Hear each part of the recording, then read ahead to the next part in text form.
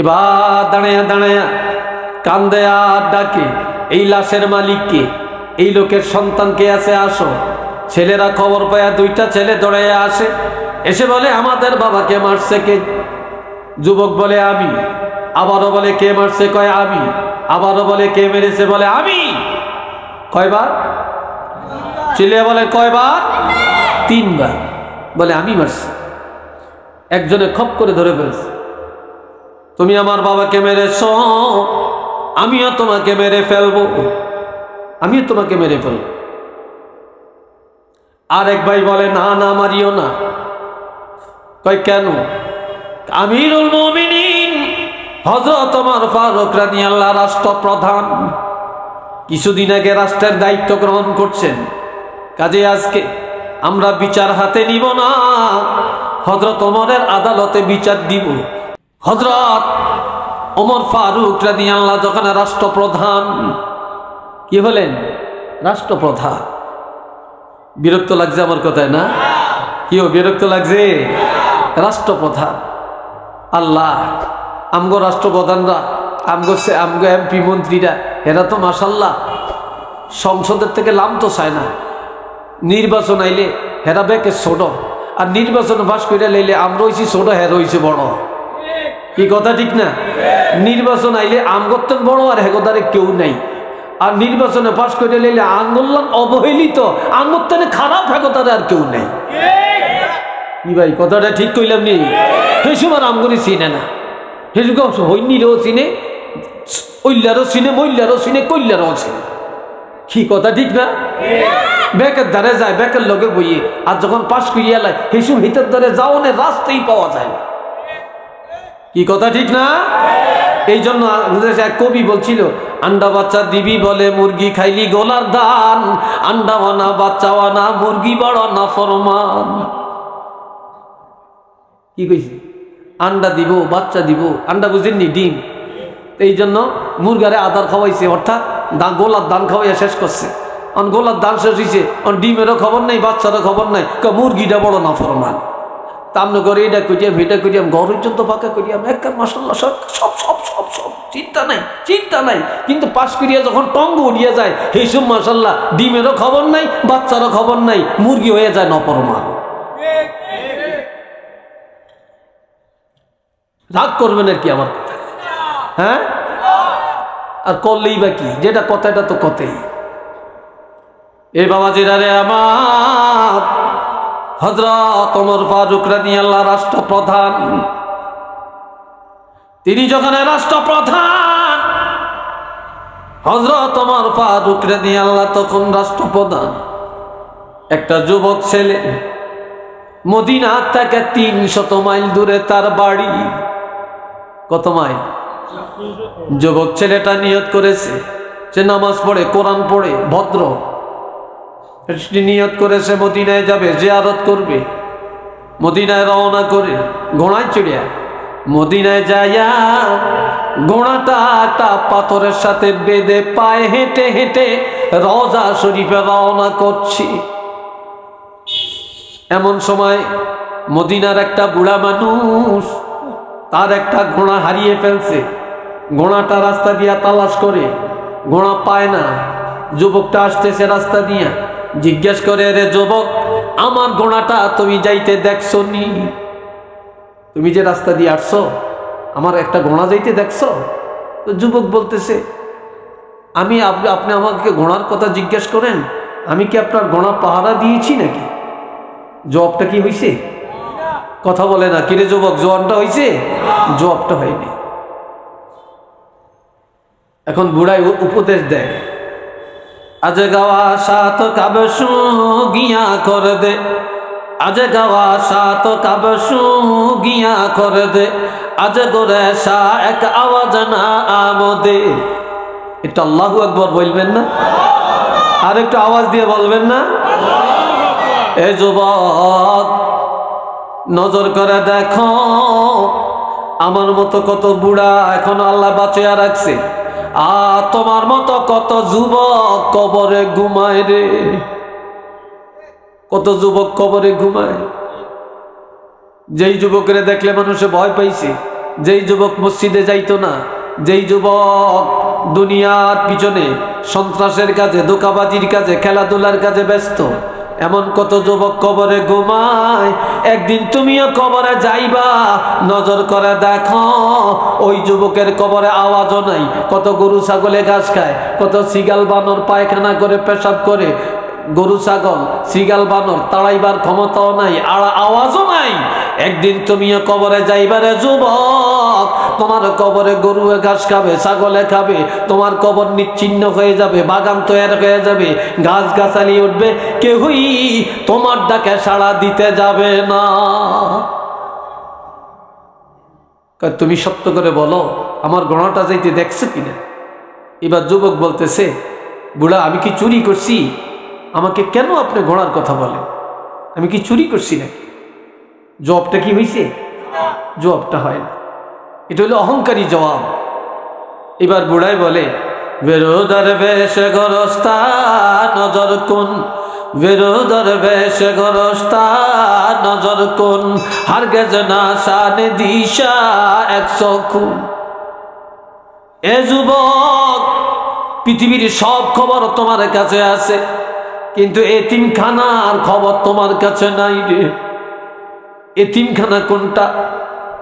দুনিয়াতে অনেক এতিমখানা, এতিমরা লেখাপড়া করে, কত ধনীরা চাউল দেয়, টাকা দেয়, পয়সা দেয়, লিল্লা বোর্ডিং আছে। তারপরে এতিমরা কানলে তাদের চোখের পানি মুছে দেয়, জড়াইয়া ধরে, বাড়ি করে দেয়, ঘর করে দেয়, লেখাপড়া করায়। এদের চাইতে আরো বড় এতিম যারা কবরে চলে গেছে রে ভাই। ওই কবরওয়ালাদের চায় বড় এতিম আর কেউ নাই, নাই, নাই, কেউ নেই। এদের চেয়ে বড় এতিম আর কেউ নেই। একদিন ওই এতিমখানায় যাইবা, এতিমখানার খবর রাখো। কবরে যায় যখন বিপদে পড়বা, হাউমাউ করে কানবা, কেউই তোমার চোখের পানি মুছে দিবে না রে। কেউ তোমার ডাকে সাড়া দিবে না, তোমার বিপদের খবর কেউ নিবে না। একদিন সেই এতিমখানায় তুমিও যাইবা, আমিও যাব। যুবক রে, ওই এতিমখানার কথা স্মরণ করে ভদ্রচিত ভাবে বলো, আমার গোনাটা যাইতে দেখছো নি? এবার যুবক আর কোনো কথা না বলে বুড়ার গালের মতো একটা থাপ্পড় মেরে দিছে।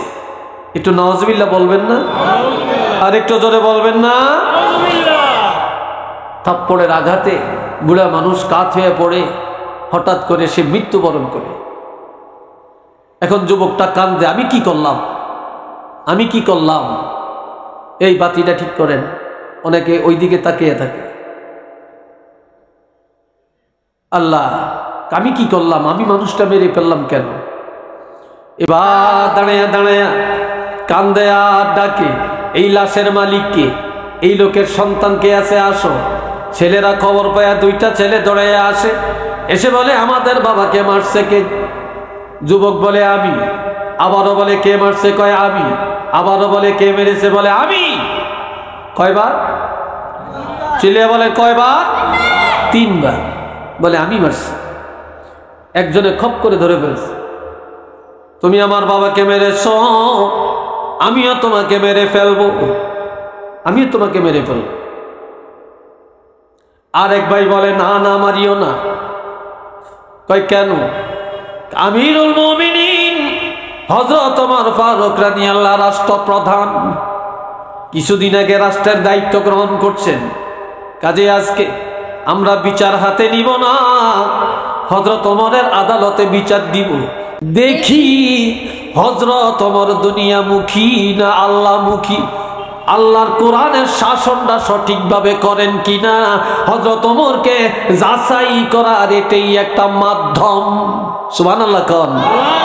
আর একটু চিল্লিয়ে কোন? এটি একটা উপায়, হযরত ওমরকে যাচাই করুন। দেখি হযরত ওমর শরীয়তের বিচারটা করেন কিনা।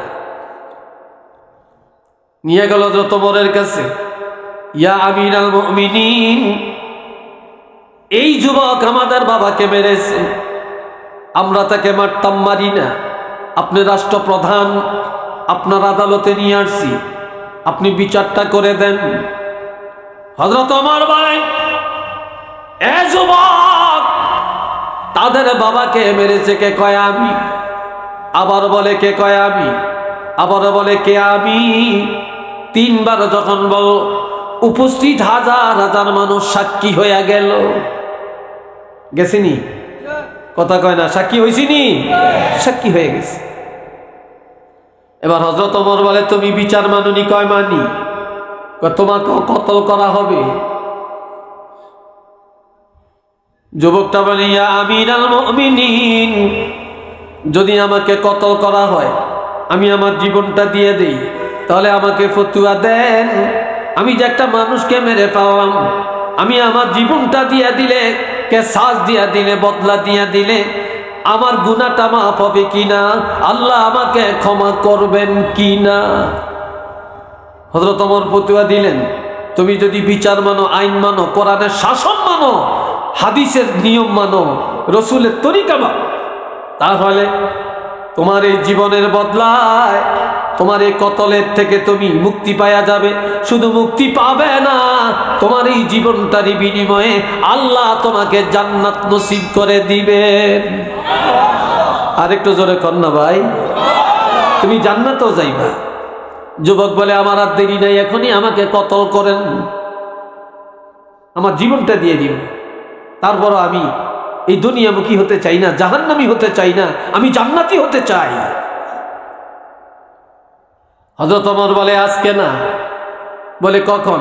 কয় শুক্রবার জুমার নামাজের পরে হাজার হাজার মানুষের সামনে তোমার কতল। জুমার নামাজ আসতে আরো 3 দিন বাকি। কয় দিন? 3 দিন। যুবক বলে হযরত ওমর, আমার বাড়ি এখান থেকে 300 মাইল দূরে, তবে আমার একজন মা, আমাকে সুযোগটা দেন, আমি আমার মার কাছে যাই, মার থেকে বিদায় নিয়ে দোয়া নিয়ে আসি। আমি যদি এখানে কতল হয়ে যাই, আমাকে কতল করা হয়, আমার মা তো জানলো না, বুঝলো না, সারা জীবন কাঁদবে। হযরত ওমর বলে ঠিক আছে, তুমি মার কাছে যাইবা, বিদায় নিয়ে আসবা, তবে তোমার জামিন কে হবে? একজন জিম্মাদার হওয়া লাগবে তো, কেউ জিম্মাদার হয় না। হযরত আবু যর গিফারী রাদিয়াল্লাহু দাঁড়িয়ে গেলেন, দাঁড়িয়ে বললেন হযরত ওমর, আমি কোনো মুনাফিকের পক্ষে নাই, আমি কোনো ফাসিকের পক্ষে নাই, আমি ইহুদির পক্ষে নাই, আমি কোনো দালালের পক্ষে নাই, আমি কোনো নাসারার পক্ষে নাই, আমি মুশরিকের পক্ষে নাই, আমি একজন ইমানদারের পক্ষে দাঁড়িয়ে গেলাম। কয় কেন দাঁড়াইলা? কয় এই যুবকটা একজন ইমানদার, এই ইমানদারের জিম্মাদার হওয়ার জন্য আমি আবু যর গিফারী দাঁড়িয়ে গেলাম। এটা জোরে কর না ভাই, আল্লাহু আকবার। আজ মুসলমান ইহুদি নাসারার পক্ষপাতিত্ব করিয়া, কি কথা ঠিক না? ইহুদি নাসারার পোশাক গায়ে দিয়া চলি, ইহুদি নাসারা চুল মাথায় দিয়া হাঁটি, ইহুদি নাসারা চরিত্র গঠন করি। মুসলমানি চরিত্র ভালো লাগে না, নবীর চরিত্র ভালো লাগে না, সাহাবীদের আদর্শ ভালো লাগে না আমাদের কাছে। বাবাজিরা আমার, যুবক চলে গেলেন, মায়ের থেকে দোয়া নিলেন, ঘোড়ায় চড়ে রওনা করলেন। জুমার দিন, জুমার আগে আসবেন।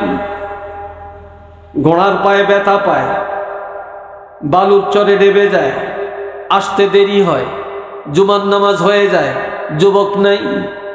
আজকে জুমার নামাজের পরে বিচার, যুবক নেই।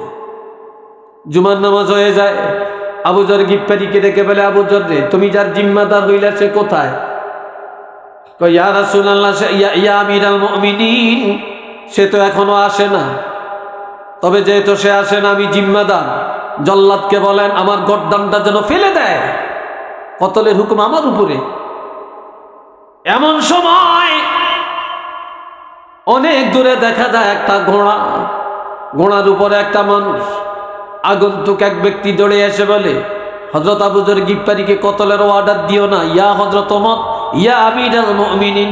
ওই দেখা যায় একটা ঘোড়া আসতেছে, মনে হয় যুবকটা চলে আসছে। কিছুক্ষণ পরে দেখে যুবক চলে আসছে, ঘোড়া থেকে লাফ দিয়ে পড়ে, প্রথমে যে ক্ষমা চায়, আমার বিলম্ব হয়েছে, তবে আমার ঘোড়ার পায়ের মধ্যে ব্যথা পেয়েছে, যার জন্য দেরি হয়েছে। এবার জল্লাদকে অর্ডার করে, জল্লাদ রে, কতলের পোশাক তার গায়ে লাগাও। কতলের পোশাক লাগায়, কতলের স্থানে দাঁড় করায়, জল্লাদ তলোয়ার নিয়ে হাজির। হযরত ওমর অর্ডার দিবেন আর গর্দানটা ফেলে দিবেন। ইন দি মেইন টাইম ওই দুইটা ভাই যাদের বাবাকে মারছে, যারা বাবাকে মারার কারণে হযরত ওমরের আদালতে মামলা দিয়েছে, ওই দুইটা ভাই দাঁড়িয়ে বলে, হযরত ওমর, আমাদের আব্বা মারা গেছে, এই যুবক মারছে, তবে সে ইচ্ছা করে মারে না, হয়তো শয়তানের দোকায় মেরে ফেলছে, সে অন্যায় করেছে, আবার আমাদেরকে ডাকিয়া কাছে আনছে, সত্য কথা বলছে, সে পলায়া যায় না, বুঝা গেল সে মিথ্যা বলে না, সে দুনিয়া চায় না, সে আখিরাত চায়, আল্লাহকে রাজি করতে চায়। আর এই যুবক 300 মাইল দূর থেকে নিজেরই জীবনটা দিয়া জান্নাতে যাওয়ার জন্য তৈয়ার হয়ে গেছে। আমাদের বুঝে আসলো এই যুবক ইচ্ছা করে কাজটা করে না, কাজী তাকে কতলেরও অর্ডার দিও না। আমরা যুবকের ক্ষমা করলাম, শুধু ক্ষমাই করলাম না, আপনার আদালত থেকে মামলা উঠায়া নিলাম।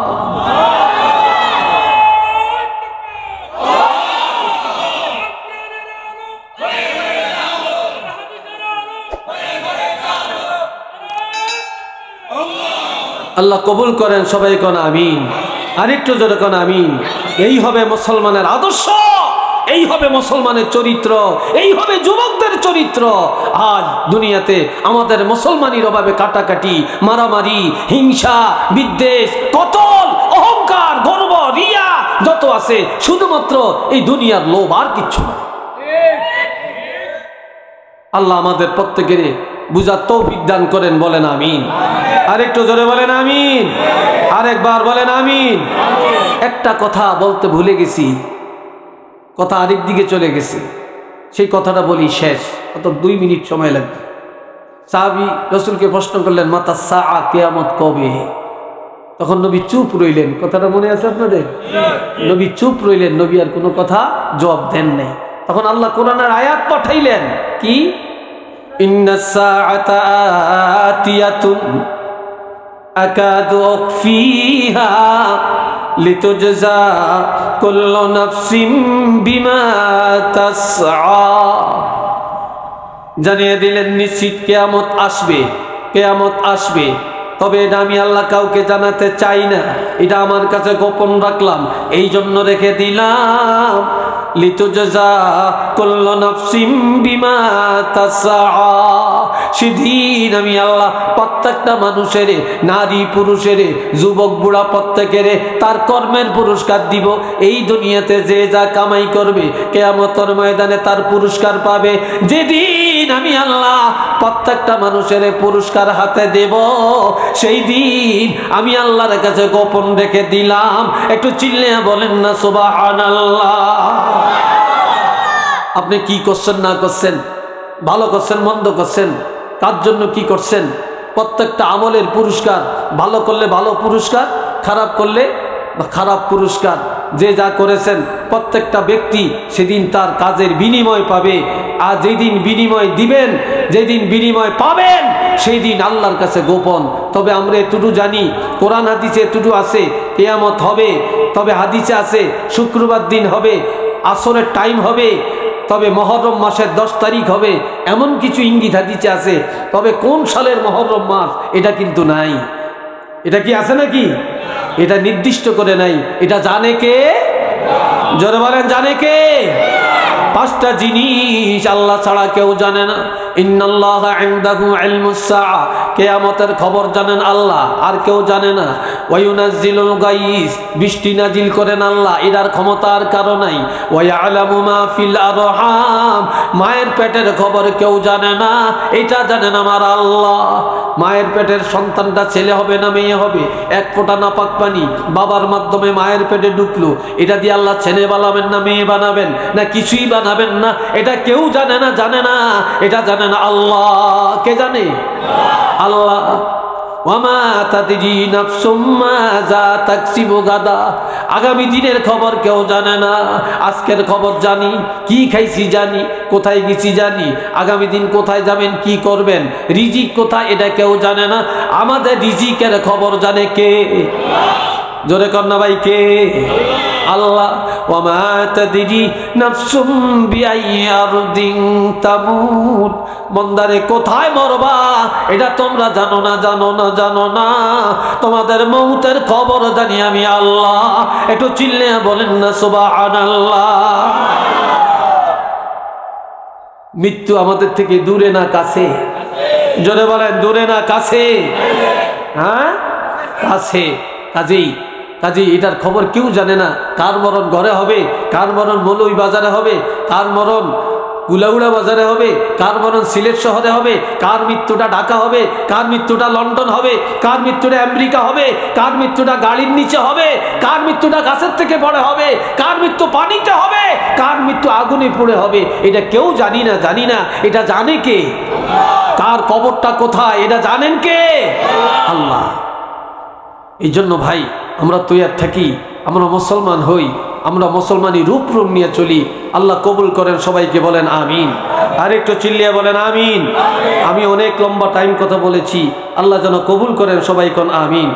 আমার আলোচনা আমি 9:29 শুরু করছি, এখন 11:29 বাজে।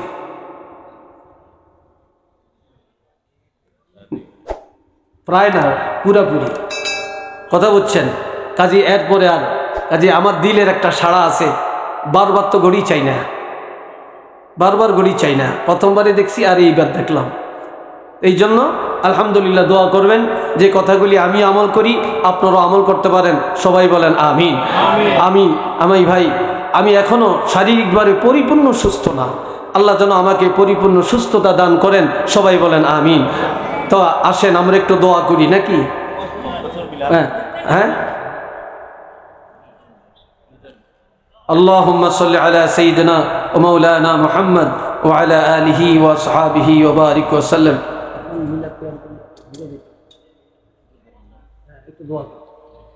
আচ্ছা, তবে আপনারা যাবেন না, আপনারা চলে যাবেন, আপনারা যাবেন না। আখিরি মুনাজাত দিয়ে যাবেন, সিন্নি নিয়ে যাবেন।